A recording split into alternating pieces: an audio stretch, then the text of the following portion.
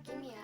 Biogeokimia adalah ilmu sistem yang terkait dengan sistem dan siklus yang melibatkan perpindahan senyawa kimia melalui organisme sebagai perantara dan senyawa tersebut kembali ke lingkungan fisiknya. Bidang biogeokimia mencakup penelitian keilmuan mengenai proses dan reaksi, geologi, dan biologi yang membentuk komposisi lingkungan alam serta siklus zat dan energi yang membawa komponen kimiawi bumi dalam ruang dan waktu. Manfaat biogeokimia adalah menjaga keberlangsungan hidup di bumi sebab materi hasil daur biogeokimia ini dapat digunakan oleh semua komponen yang ada di bumi, baik biotik maupun abiotik. Proses daur biogeokimia. Proses daur biogeokimia meliputi 5 siklus, yaitu daur air, daur karbon, daur nitrogen, daur fosfor, dan daur sulfur. Pertama, ada daur air. Proses yang terjadi ada 4 tahap, yaitu evaporasi, kondensasi, presipitasi, dan infiltrasi. Nah, di sini saya akan menjelaskan daur nitrogen.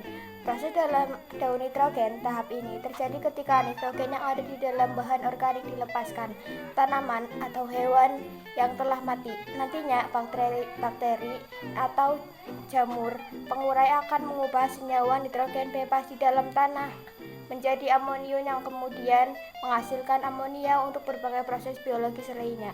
Lalu ada tahap yang pertama yaitu fiksasi nitrogen.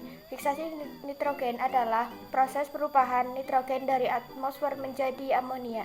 Yang kedua yaitu nitrifikasi. Yang ketiga yaitu asimilasi nitrogen. Yang keempat amonifikasi. Yang kelima denitrifikasi. Daur sulfur. Daur sulfur adalah salah satu bentuk daur biogeokimia.